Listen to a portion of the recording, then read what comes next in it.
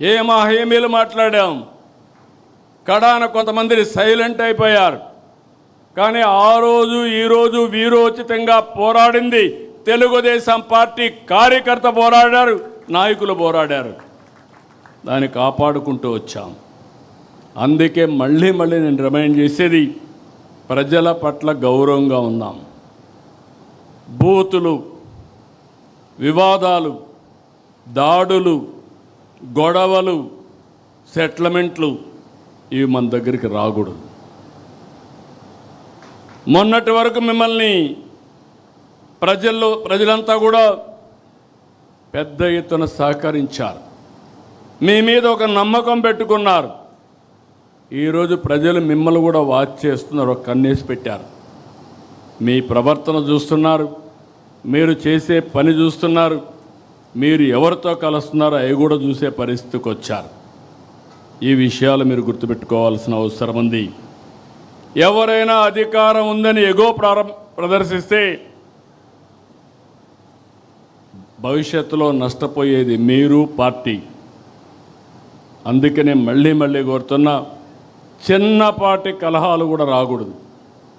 ఫ్లెక్సీల దగ్గర, ఫోటోల దగ్గర, కుర్చీల దగ్గర. నేను I'm very clear on that. ఎవరో ప్రధానమంత్రి వస్తే నన్ను సెక్యూరిటీ పక్కకు దోస్తాడు. అతనికి తెలియదు, అతను డ్యూటీ ఆయన చేస్తాడు. దానిపైన నేను ప్రధానమంత్రి గారి దగ్గరికి వస్తే నన్ను చేశారనుకుంటే తప్పు అవుతుంది. ఈ విషయాలు మీరు గుర్తుపెట్టుకోవాలి. నేను చాలాసార్లు చూస్తున్నా ఇవన్నీ. అందుకే మళ్ళీ మీ అందరికీ చెప్తున్నా, ఈ యొక్క మీరు సత్ప్రవర్తన కింది వాళ్ళకు కూడా నేర్పించాలి. We are not only individual leader by virtue of your position. మీకు వల్నరబిలిటీ ఎక్కువ ఉంటుంది. ఒక మంత్రి, కేంద్ర మంత్రులు తప్పు చేస్తే నేషనల్, ఇంటర్నేషనల్ మీడియాలో హెడ్లైన్స్ వస్తాయి. రాష్ట్ర మంత్రులు తప్పు చేస్తే రాష్ట్రం, జాతీయ స్థాయిలో హెడ్లైన్స్ వస్తాయి. ఏదైనా ఒక ఎమ్మెల్యే కానీ ఒక ఎంపీ తప్పు చేస్తే అదే స్థాయిలో ప్రొజెక్షన్ వస్తుంది. ఈ విషయాలు మనం గుర్తుపెట్టుకోవాల్సిన అవసరం ఉంది. అందుకనే నేను కూడా అనునిత్యం పనిచేయడమే కాకుండా పార్టీ క్రమశిక్షణ కాపాడడానికి కూడా అన్ని విధాల ముందుకు పోతామని చెప్పి కూడా నేను మీకు తెలియజేస్తున్నా. త్వరలో స్థానిక సంస్థల ఎన్నికలు వస్తాయి. చేసిన అభివృద్ధి చెప్దాం, తెచ్చిన మార్పు చెప్దాం, పడిన కష్టాన్ని వివరిద్దాం, దేనికోసం కష్టపడ్డామో ఇవన్నీ చెప్పి కానీ మనం ముందుకు పోగలిగితే నాకు అనుమానం లేదు, రాబోయేది వన్ సైడ్ ఎలక్షన్స్ ఉంటాయి. 2024 అసెంబ్లీ కంటే మెరుగైన ఫలితాలు చూడబోతున్నామని మీ అందరికీ తెలియజేస్తున్నా. మళ్ళా అభ్యర్థుల ఎంపికలో మీరు తప్పు చేస్తామంటే మాత్రం కుదరదు. ఏది కూడా ప్రతి ఒక్కటి కూడా నిష్ఠతో చేయాలి, మనసు పెట్టి చేయాలి, భవిష్యత్తు కోసం పనిచేయాల్సిన అవసరం ఉంది. కొంతమంది అనుకుంటున్నాం ఏదో మేము అయిపోయాం, ఎమ్మెల్యే అయిపోయాం, మంత్రులు అయిపోయామని. 2 ఏళ్ళు అయిపోయింది, 3 ఏళ్ళలో మళ్ళా ఎలక్షన్స్ వస్తాయి. మీకు అందరికీ గుర్తుపెట్టుకోవాలి. వన్ టైం ఉండాలంటే ఒక ఆలోచన, శాశ్వతంగా ఉండాలంటే ఇంకొక ఆలోచన. శాశ్వతంగా ఉండాలంటే శ్రమపడ్డాలి. ఏమైనా పర్వాలేదు, పార్టీ ఏమైనా పర్లేదు, పార్టీ మీద ఉంటే నేను గెలుస్తానంటే మాత్రం కుదరదు. ఈ విషయం మనందరికీ గుర్తుండాల్సిన అవసరం ఉంది. దయచేసి ఇక్కడ పిలిచింది కూడా ఈరోజు నేను ఎంపీలని పిలిచాను, ఎమ్మెల్యేలను పిలిచాను,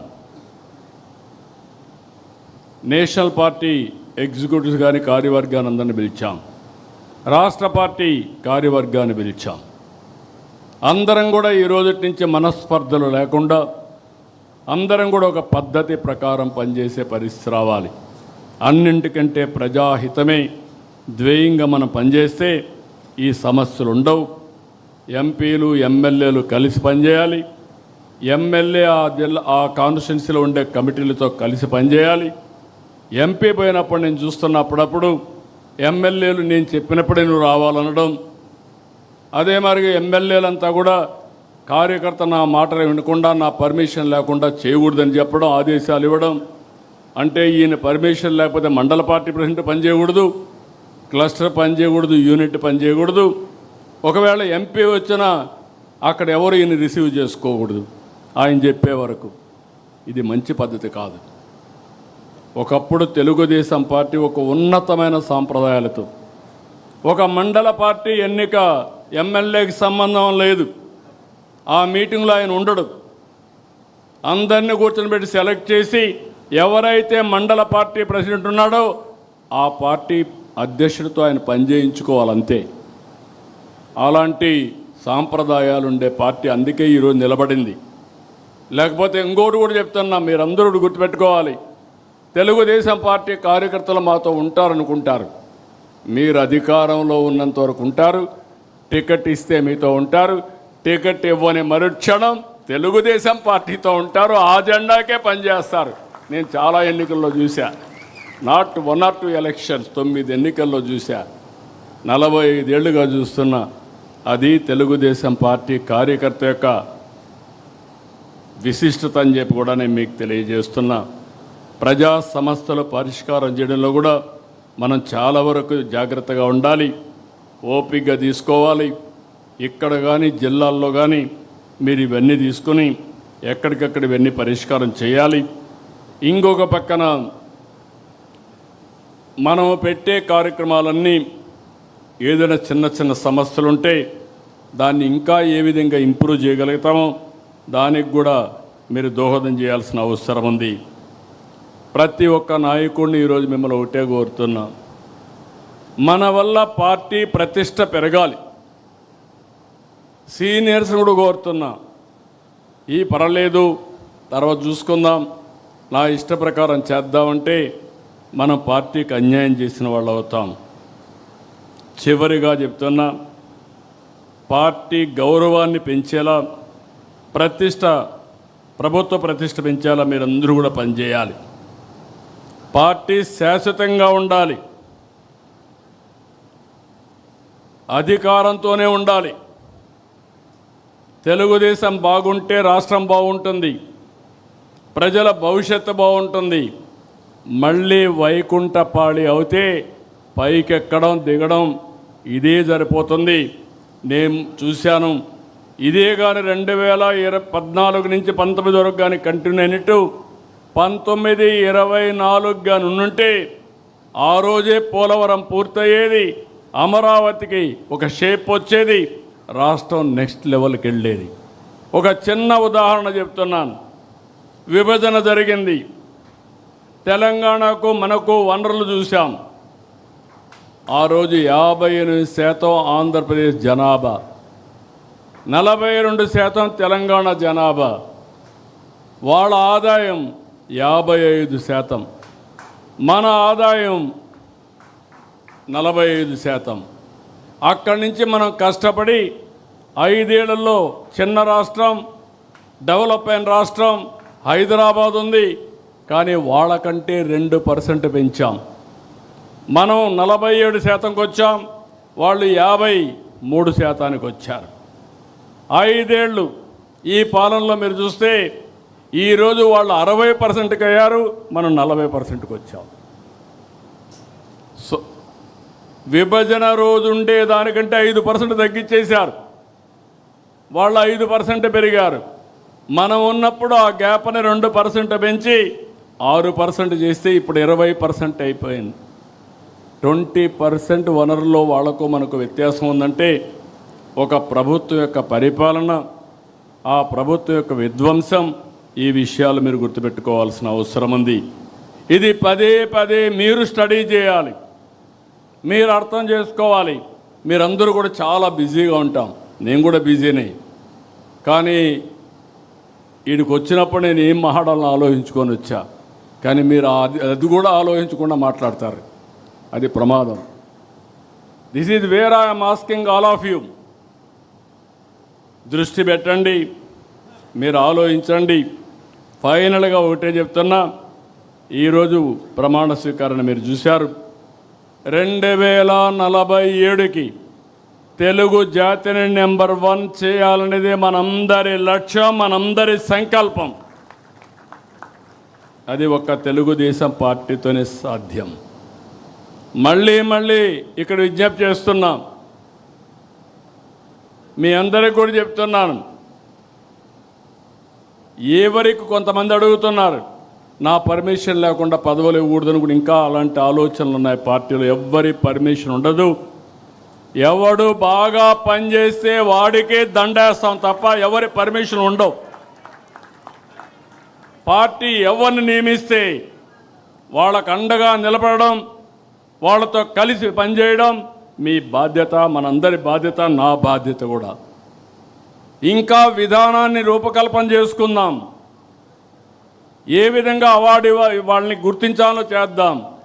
మీ గౌరవం పెరగాలంటే మీ నియోజకవర్గం బలంగా ఉండాలి. మీ నియోజకవర్గం బలహీనపడి మీరు బలపడాలంటే, మీ గౌరవం పెరగాలంటే పెరగదని చెప్పి కూడా నేను మీకు తెలియజేస్తున్నా. నేను బ్లంట్గానే చెప్తున్నా. ఈరోజు ఏమనుకోవద్దండి, మనసిప్పి మాట్లాడాలి. మనసిప్పి మాట్లాడకపోతే మీరు ఏమనుకుంటారంటే, ఎవరైనా పని చేయకపోయినా నాకు గౌరవం ఇవ్వమంటారు, నేను ఫస్ట్ నుంచి ఉన్నాను నాకు గౌరవం ఇవ్వమంటారు. కావాలంటే మా ఇంటికి పిలిచి ఒక కాఫీ ఇస్తాను, కానీ పార్టీ కోసం పనిచేసిన వాళ్ళకే గుర్తింపు ఉంటుంది. నేను వెరీ క్లియర్.